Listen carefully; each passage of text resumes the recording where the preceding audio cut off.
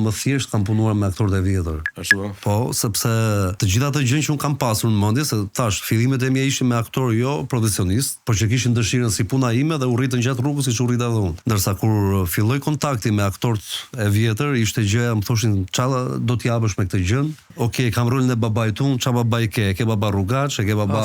Futeshin personazh, po normal. Jep logjikën si do ta nxjerrun këtë, po. Edhe futesh vet, domethënë aktori i vjetër, nuk kishe ti di thoje po nuk e dua kështu jo po s'leni fare shka, domethënë ta kuptonin patjetër. Un i kam kthyer edhe pse kisha shumë siklet që të ktheja një imazh, jam rritur me imazhin dhe kulturën ku diun të X personazhit, të aktorit, po prap ata arrin ta kuptonin ku rrian mbas kamerës, ndoshta se shpreha të gjithën që ishte plani i duhur, dhe ai çoi thoshte dëgjoj ty s'pëlqeu se unë të pash.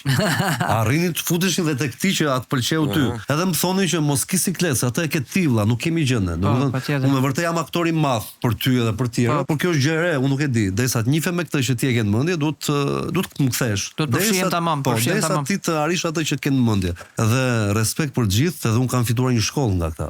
Domethënë, kam fituar vitin e parë me X aktor, vitin e dytë me tjetrin dhe jam bërë ai që nuk kam frikë, të shkoj ku dua tani, luftoj, nuk e kam. Edhe mirënjohje për të gjithë.